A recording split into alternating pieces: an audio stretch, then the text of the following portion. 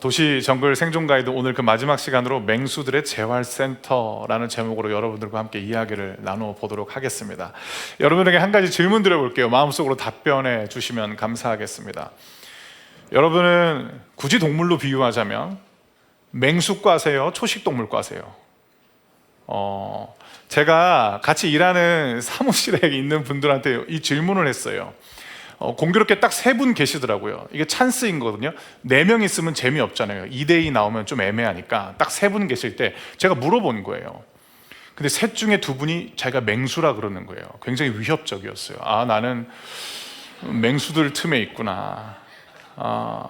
여러분들이 맹수이건 초식동물이건 간에 우리가 살고 있는 이 세상은 초식동물로 살아가기에는 만만치 않다라는 점은 아마 대부분 동의하실 거예요. 그래서 내가 초식동물이라 할지라도 맹수인 척, 센 척하고 강한 척 할 때가 우리가 참 많다라는 것입니다.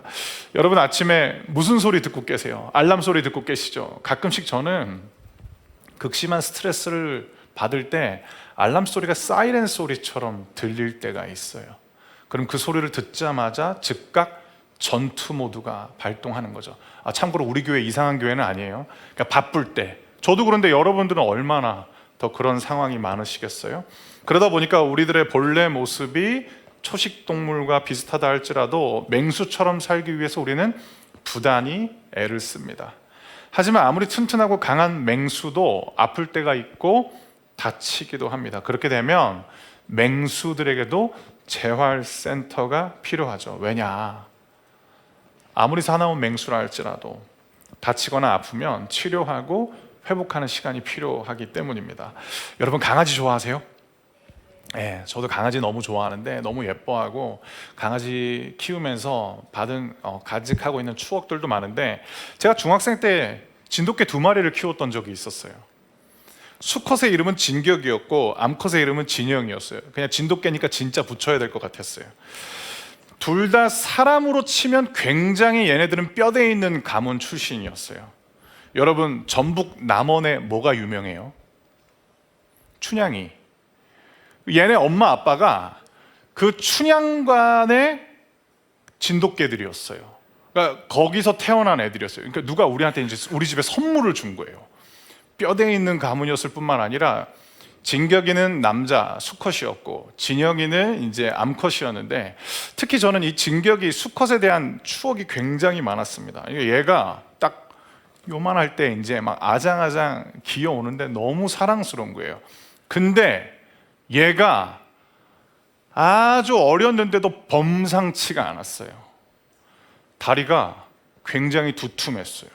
그러니까 얘는 센 놈인 거예요. 그리고 설교 시간에 이런 표현 쓰면 좀 그런데 전문 용어로 영화 대사에 나오는데 대굴박이라 그러죠. 머리가 장난 아니에요. 원래 머리 큰 개들이 되게 커지거든요. 딱 보자마자 얘는 진짜 맹수 같다라는 생각이 들었어요. 아니 근데 이제 얘가 이빨이 나지도 않았는데 우유를 갖다 줬는데 진짜 이 과장이 아니에요. 혀로 핥아먹는데도 벌컥벌컥 마시는 것 같았어요. 1년 지나니까 딱 귀 쫑긋 쓰고 꼬리 딱 말리고 진짜 이제 성견이 되더라고요. 그리고 얘는 갠데도 전문용어로 갑바가 있었어요. 딱 가슴 근육 있고 진짜 이렇게 딱 이렇게 있으면 굉장히 용맹스러웠었어요. 여러분 진돗개가 천연기념물이잖아요. 우리 어렸을 때 진돗개에 대해서 이제 교과서에 실린 내용들이 있는데 진돗개가 참새 잡을 수 있는 거 아세요? 진짜인데? 얘 참새도 잡아왔어요. 쥐는 당연히 물어오는 거고 그건 뭐 진돗개인데 참새까지 잡아오는 거예요. 그리고 무엇보다도 얘가 어떤 일을 했느냐, 동네 모든 강아지를 싹 다 제패해버립니다. 그러니까 얘가 동네 대장이 됐어요. 그러던 어느 날 진격이한테 엄청난 패배의 경험이 찾아오게 됩니다. 그게 뭐냐, 얘가 독사한테 목이 물린 거예요. 근데 다행히 걔는 독사에 목이 물려도 죽지는 않는다 그래요. 근데 이제 저는 학교에 가서 그 장면을 보질 못했는데 저희 어머니가 진격이가 집 근처에서 뱀이 오니까 참고로 아니 목사님 어느 동네에 살았는데 뱀까지 시골에 살았어요 그때. 근데 이제 뱀한테 얘가 목이 물리고 엄청 비명을 크게 질렀다는 거예요. 그래서 어머니가 얘기를 해줬는데 이제 목이 퉁퉁 부어 올랐다라는 거죠. 그래서 제가 진격이한테 이제 뛰어갔어요. 원래 제가 부르면 얘는 엄청 빠른 속도로 달려 나오는데 목덜미가 퉁퉁 부어 올라가지고 제가 부르는데 되게 이제 힘들게 나오는 거예요. 제가 그때 처음으로 죽을 써봤어요. 왜냐면 얘가 제대로 못 먹으니까 참치 넣고 막 뜨거운 물에 쌀 끓여가지고 이제 얘를 먹이려고 죽을 먹였는데 제가 너무 가슴 아픈 게 뭐였냐면 얘가 다 무서워하더라고요.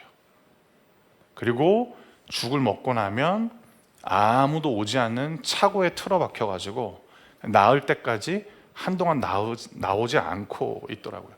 근데 여러분 사람도 마찬가지예요. 아무리 강한 사람이어도 아플 때가 있고 약해질 때가 있습니다. 우리 주변에는 약한 사람들도 있지만 정말 강한 사람들도 꽤 있죠. 취미부터 철인 3종 경기 뛰는 분들 있어요. 장난 아니죠. 마라톤 대회 나가고 구토가 아니고 국토 종주하고 자는 시간 일어나는 시간 철저하게 루틴 정해놓고 먹는 것 그냥 마음대로 먹지 않고 몸에 맞는 음식을 꾸준히 섭취해서 또래보다 신체 나이 10살, 20살 젊은 사람들 굉장히 강한 사람이죠. 육체만 강한 사람이 아니라 멘탈도 뛰어나게 관리하는 사람들이 있어요. 가까이 해야 될 사람, 멀리 해야 되는 사람, 리스트업이 완벽한 사람들. 그리고 리스크 관리에 평소 너무나도 철저하다 보니까 딱 보면 늘 안정돼 있는 사람들. 그 사람들 보면 아 강한 사람들은 바로 저런 사람을 말하는 거구나 라고 우리한테 고개를 끄덕이게 만듭니다. 그런데 그렇게 강한 사람이라 할지라도 마치 댐이 버티고 버티다가 자기 수위를 넘어서는 적은 양의 물 때문에 한순간에 무너져 내리는 것처럼 평소에는 자신을 향한 불평이나 안 좋은 평가에 덤덤하게 반응하다가도 어느 날 누군가의 지나가는 그 말 한마디 때문에 그토록 강한 사람도 와르르 무너져 내릴 때가 있다라는 것입니다. 여러분 여기 계신 분들 직장생활 많이 하시죠? 개인의 성과뿐만 아니라 함께 일하는 팀원들한테 든든한 버팀목이 되어주는 그 사람, 없어서는 안 되는 사람처럼 늘 든든히 서 있었음에도 불구하고 갑자기 그만두는 경우가 있어요. 이유는 딱 하나입니다. 누가 싫어서가 아니라 그 사람 그동안 강하게 버틴 게 아니라 근근히 버텼는데 사람들은 그걸 알아봐 주지 못한 채 그 사람이 그냥 강하겠거니 라고 생각해서 번아웃이 와서 하루아침에 그만두기도 합니다. 어제까지만 해도 열정적으로 살았어요. 누구보다도 열심히 살았어요. 그런데 오늘 아침 눈을 뜨자 꼼짝도 못한 채 하염없이 천정만 봤다라고 말하는 사람들도 제 주변에는 있었습니다. 그러다 보니까 제가 깨달았어요. 그 사람들 늘 강했던 것이 아니라 아프고 힘든 시간들을 꾸역꾸역 버텨온 것이구나 라는 생각을 했습니다. 여러분 늘 강한 사람은 없어요. 그때 그 순간 그 사람이 그저 강해 보였을 뿐이다 라는 것입니다. 방금 열거한 이야기들 그들만의 이야기가 아니죠. 우리 모두의 과거이자 현재가 될 수도 있고 또는 원하진 않지만 우리에게도 다가올 수 있는 미래일 수 있다라는 것입니다. 그런데 오늘 드림플러스가 여러분들에게 드리고자 하는 소식은 감사한 소식이 있다라는 건데 그 이유는 여러분들 사랑하시고 여러분과 함께하길 원하시는 하나님께서 여러분들에게 주시고자 하는 결론은 무너짐이 아니라 회복이라는 것입니다. 여러분 회복하실 수 있어요. 왜냐하면 여러분과 함께하길 원하시는 하나님이 회복의 하나님이시기 때문입니다. 그러므로 맹수 같아 보이지만 실은 아프고 힘든 모습을 숨기고 있는 우리들의 재활센터는 다른 곳이 아니라 회복의 하나님과 함께하는 그 시간이야말로 우리를 진정으로 되살려낼 수 있는 재활센터라는 것입니다. 그러면 하나님은 아픈 사람들 그리고 회복돼야 될 사람들을 어떤 방법으로 다시 일으키실까? 세 가지 방법에 대해서 여러분들에게 말씀드리도록 하겠습니다. 그 첫 번째 방법은 무엇이냐면, 하나님은 안식을 통해 깨어진 삶의 균형을 회복시키십니다. 삶의 균형이 깨지면 아무리 강한 사람이라 할지라도 약해질 수밖에 없죠. 왜 그럴까? 인간은 유한하기 때문입니다. 여러분, 유한한 존재가 오랜 시간 동안 존재하고 제 기능을 발휘하기 위해서는 꼭 필요한 요소가 있습니다. 바로 균형입니다. 균형을 잘 갖추면 아무리 유한하다 할지라도 짧지 않은 시간 동안 잘 존재할 수 있을 뿐만 아니라 제 기능을 발휘할 수 있는 거죠. 그것이 균형이 가진 힘이라고 할 수 있겠습니다. 하나님은 유한한 우리가 짧지 않은 인생을 살아갈 수 있도록 균형을 선물로 주셨습니다. 그 균형이 무엇이냐? 안식을 통한 일과 쉼의 리듬을 유지하는 것입니다. 그런데 이게 말처럼 쉽지 않아요. 왜냐? 일과 쉼의 균형을 유지하기 위해서는 때에 맞는 몰입과 절제가 함께 필요하기 때문에 이게 말처럼 쉽지 않습니다. 몰입과 절제. 일할 때 우리는 몰입해야 된다라는 이야기 많이 듣기도 하고 많이 하기도 합니다. 그런데 무절제한 몰입은 우리를 병들게 하는 거죠. 문장에도 마침표가 필요한 것처럼 우리의 일과 쉼에도 몰입과 함께 절제라는 마침표가 필요합니다. 이것을 배울 수 있는 균형이 바로 안식입니다.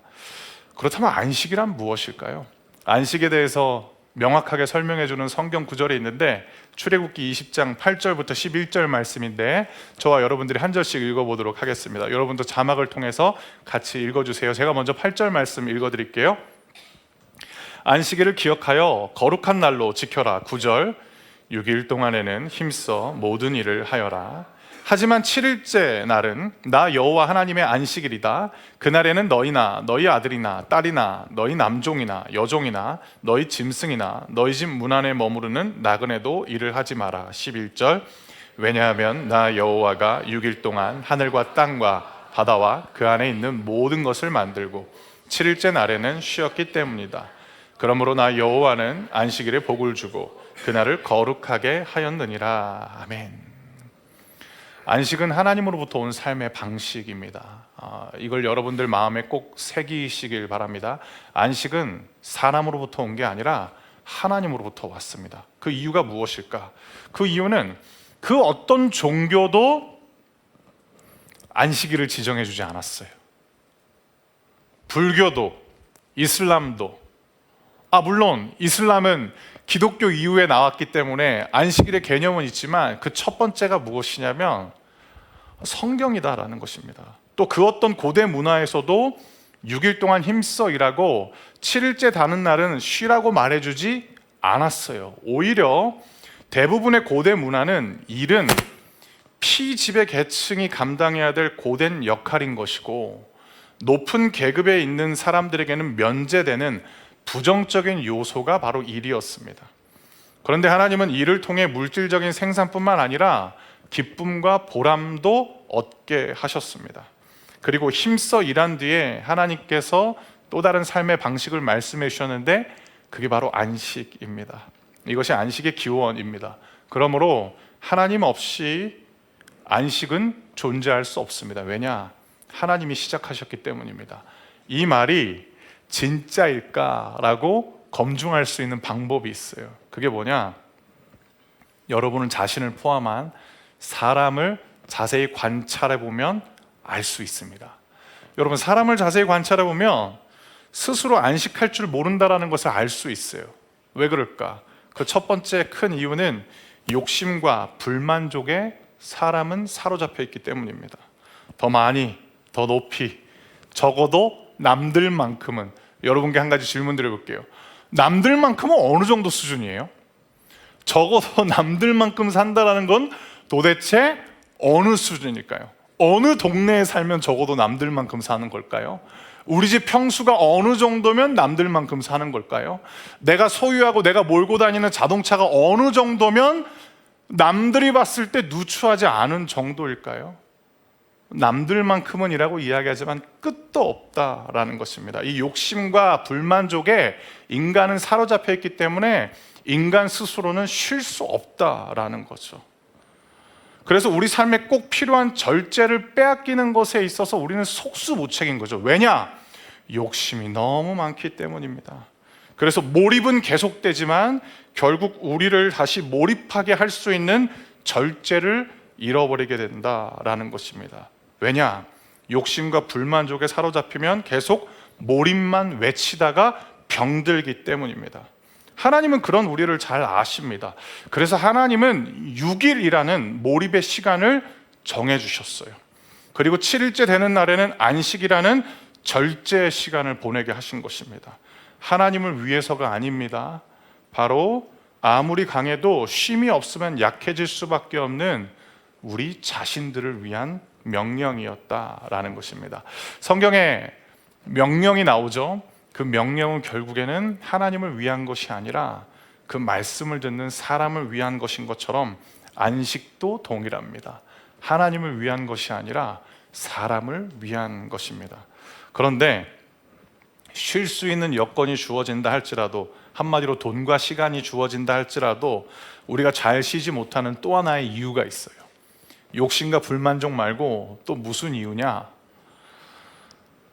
쉬면 뒤처질지 모른다라는 불안감과 쉬는 동안 내가 가진 것이 점점점 사라지면 어쩌나라는 그 두려움 때문에 우리는 돈과 시간이 주어져도 좀처럼 쉬지를 못합니다. 이러한 불안과 두려움에 사로잡힌 사람들은 일하지 않고도 우리에게 계속해서 수입을 제공해 줄 수 있는 시스템을 구축해야 된다라고 말하는 거죠. 여러분이 유튜브에서 자주 듣는 바로 그 강연들. 그런데 우리는 알고 있죠. 시스템을 구축하려고 노력하고 시스템이 구축되어도 이것을 의식하는 순간 우리 삶에 또다시 절제는 사라지게 되고 몰입만 가득해진다라는 것입니다. 그래서 우리가 쉬기 위해서는 시간과 돈만 있어서는 안 됩니다. 하나님 안에 있을 때만 우리가 비로소 안식할 수 있다라는 것입니다. 여러분, 하나님 안에서의 안식이란 무엇일까요? 하나님 안에서의 안식은 하나님이 말씀하셨기 때문에 바로 그 이유 하나 때문에 몰입을 멈추고 절제를 선택할 때 하나님의 공급을 체험하게 되는 것이 하나님 안에서의 안식입니다. 여러분들이 하나님이 나를 먹이신다라는 것을 경험해 보셔야만 안식할 수 있는 것이죠. 나와 내 사랑하는 이들을 지키기 위해서 들고 있었던 저마다의 무기들을 내려놓았을 때도 하나님이 친히 나와 내 사랑하는 이들의 성벽이 되어주시는 것을 경험하는 시간이 바로 안식입니다. 여러분, 매일 주무시죠? 매일 잠 못 드는 분들이 만약에 계시다면 축복합니다. 약을 의지하는 것이 아니라 정말로 하나님이 주시는 은혜 안에서 평온하게 숙면하시고 매일 아침 눈을 뜨시게 되길 주님의 이름으로 축복합니다. 근데 잠이라는 건 죽음과 가장 유사한 경험입니다. 여러분, 주무실 때 이런 생각 해보신 적 있으세요? 내일 아침에 내가 눈 뜨지 못하면 어쩌지? 어떤 분은 저한테 이런 얘기를 하는 거예요. 목사님, 저는 살고 싶지가 않아요. 그래서 내일 아침에 눈을 안 떴으면 좋겠어요. 그런 가슴 아픈 얘기를 하시는 분들도 계시지만 반대의 경우를 두려워하는 분들도 계세요. 내가 눈을 감았는데 내일 아침 못 일어나면 어쩌지? 맞아요. 잠은 죽음과 가장 유사한 경험인 거죠.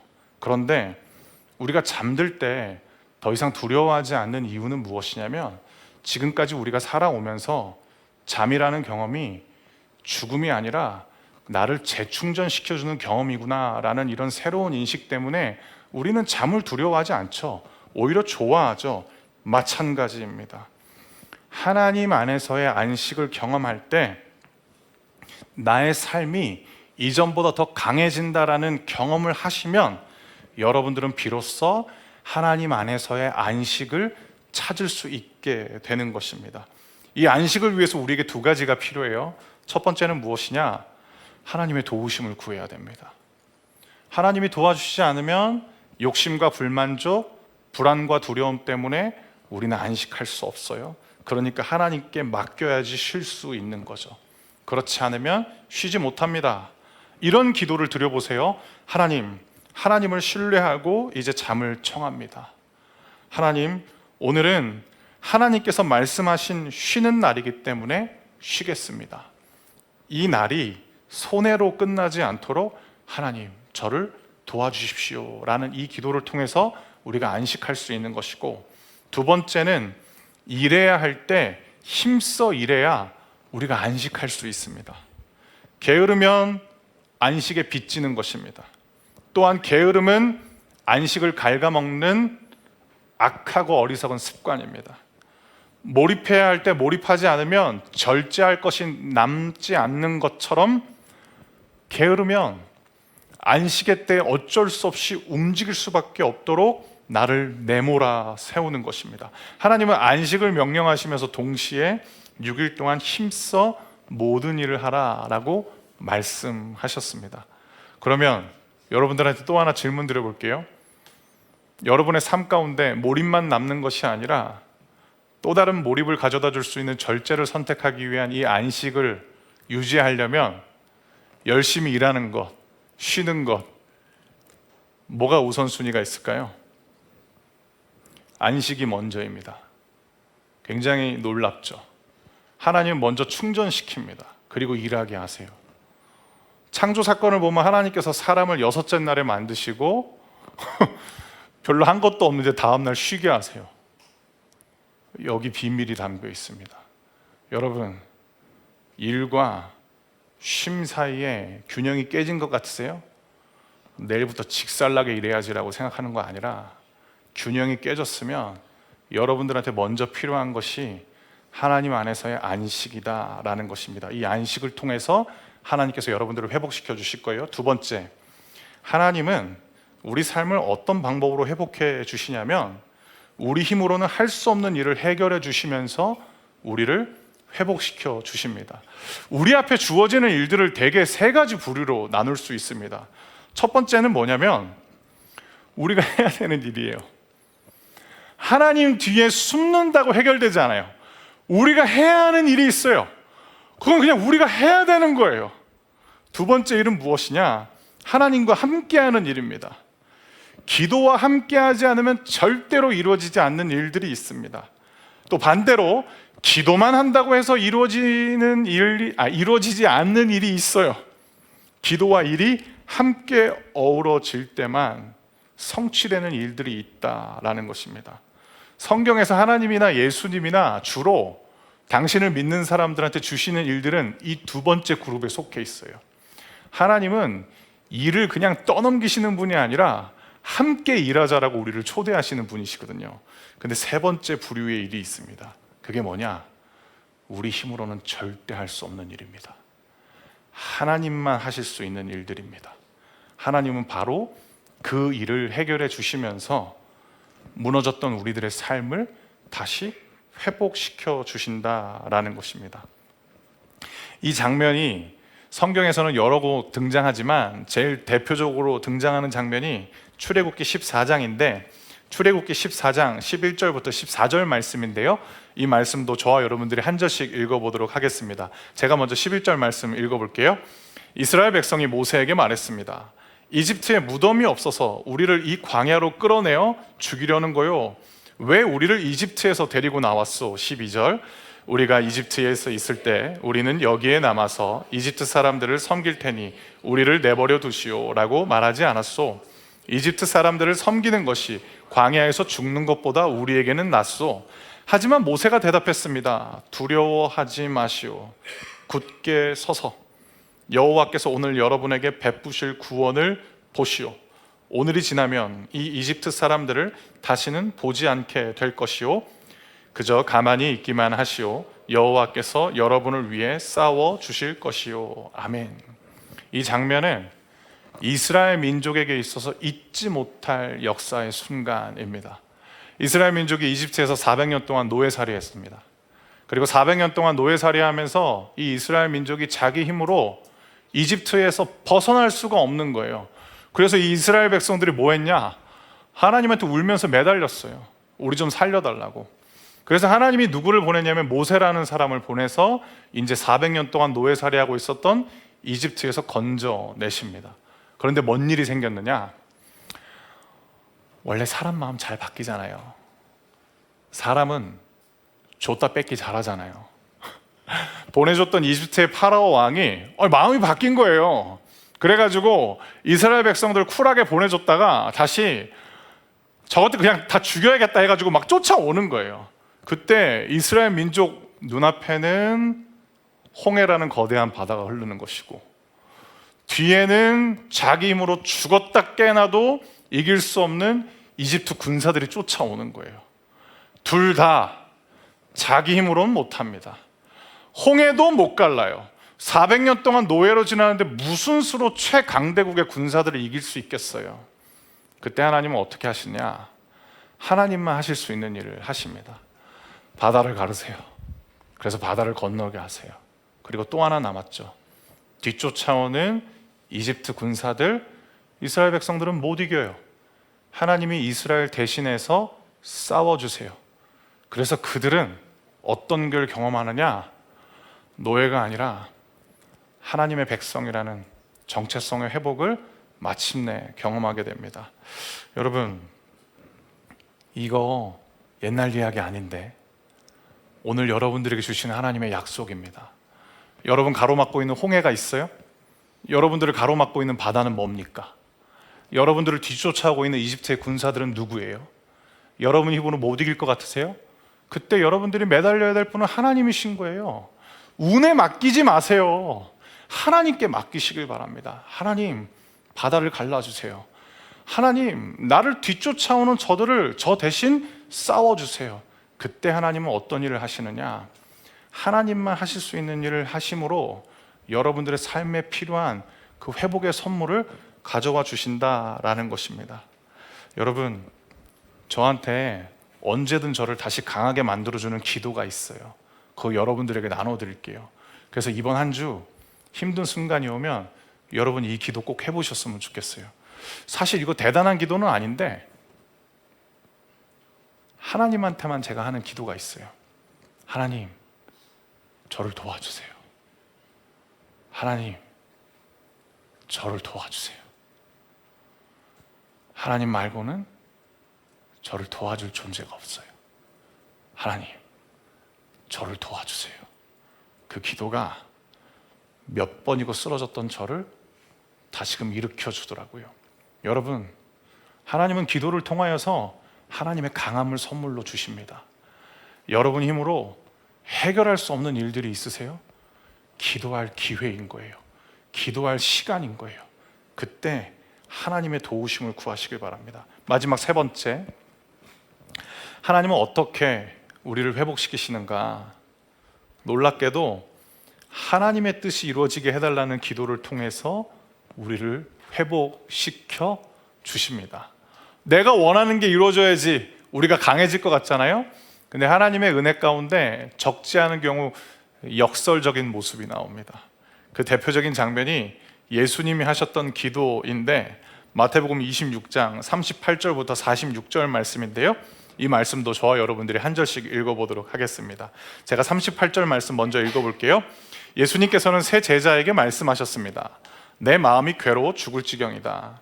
여기서 머무르며 나와 함께 깨어 있어라. 39절.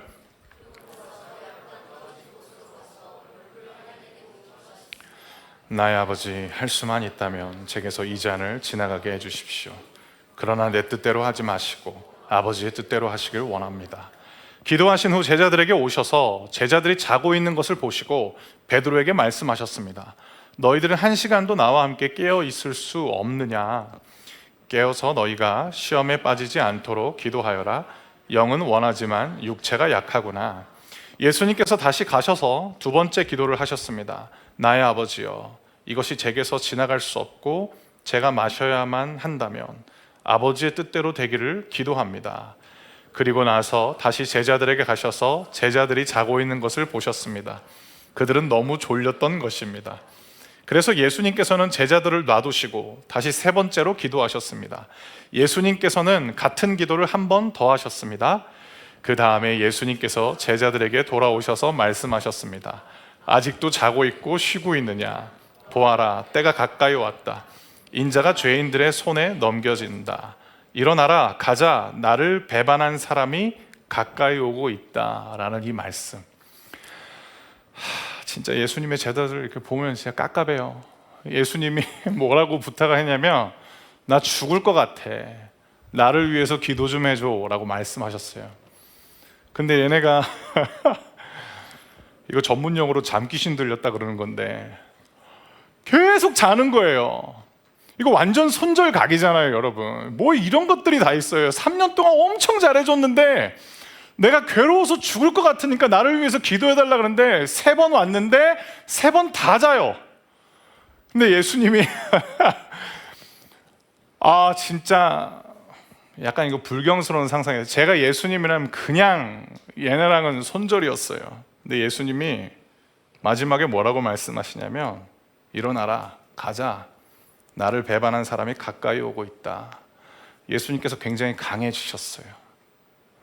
예수님 인간적인 관점으로 봤을 때 지금 약해져 계셨거든요. 왜 예수님이 약해지셨냐면 예수님 십자가 지고 싶지 않으셨어요. 여러 이유가 있겠죠. 예수님께서 인간의 몸으로 오셨기 때문에 십자가를 지면 그분이 감당하셔야 될 수치와 고통이 누가 좋아하겠어요? 그리고 그 이유만 있는 것이 아니겠죠. 예수님은 하나님과의 친밀한 관계를 누리셨는데 예수님이 십자가를 지신다는 건 무엇이냐면 인간의 모든 죄를 당신이 짊어지시고 하나님과의 관계가 이제 친밀한 관계가 아니라 심판자와 심판받는 자의 관계로 바뀌는 것이기 때문에 그걸 받아들이는 게 굉장히 힘드셨을 거예요. 그래서 예수님이 뭐라고 기도하시냐면 아버지, 저 십자가 지고 싶지 않습니다 라고 기도해요. 근데 마지막에 또 다른 기도를 합니다. 그런데 아버지의 뜻대로 되기를 원합니다. 그 3번의 기도가 예수님을 다시 강하게 만드셨고, 그리고 예수님은 당신을 잡으러 오는 사람들을 향해서 도망가지 않으시고 그렇게 계속해서 잠들어 있던 제자들을 원망하는 것이 아니라 일어나 가자. 나를 배반한 자들, 나를 잡으러 온 자들이 지금 나에게 오고 있다. 그러면서 예수님께서는 다시 강해진 모습으로 당신이 감당해야 될 십자가를 향해 나아가고 계신 거죠. 그런데 하나님의 뜻대로 되게 해달라는 이 기도는 여러분들이 기억하셔야 될 것이 있는데 체념이나 포기가 아닙니다. 약해진 우리를 다시 강하게 해주는 하나님의 공급인데 실제로 이 기도가 예수님의 삶 가운데 이루어지죠. 예수님 하나님의 뜻대로 십자가에서 못 박혀 죽으십니다. 그런데 거기서 끝이 아닙니다. 예수님을 향한 하나님의 또 다른 뜻은 무엇이냐면 부활이었어요. 부활 안 믿어지는 분들 계시죠? 다행히 저는 믿어져요. 부활이 거짓이라면 기독교는 로마의 국교가 될 수 없어요. 그리고 부활이 거짓이었다면 기독교는 로마 제국 변방에서 일어난 작은 예수 운동으로 그냥 사라져 버렸을 거예요. 그런데 부활이 실제였기 때문에 교회가 오랜 세월 박해를 받았음에도 불구하고 예수의 부활을 외쳤던 사람들의 증언이 멈출 수 없었던 거죠. 마찬가지 여러분들이 하나님의 뜻을 구하면 여러분들에게는 죽음만 있는 것이 아니에요. 여러분들을 향한 하나님의 부활도 있기 때문에 여러분들 하나님의 뜻을 구해보시길 바랍니다. 그 기도가 놀랍게도 여러분들을 강하게 만들어 줄 것입니다. 하나님께서 약해진 여러분들을 다시 강하게 붙들어 주실 거예요. 이제 오늘 말씀을 마무리 짓도록 하겠습니다. 여러분 약해지면 이제 주저하지 마시고 여러분을 위한 재활센터를 방문하시길 바랍니다. 그 재활센터 어떻게 운영되느냐? 여러분만을 위한 재활센터이고 24시간 365일 연중 무휴. 그리고 그 재활센터는 어디인가? 회복의 하나님 아니다라는 것입니다. 그 회복의 하나님 안에서 여러분들이 삶이 무기력해지고 어려워질 때 다시 회복하게 되시길 예수님의 이름으로 축복합니다.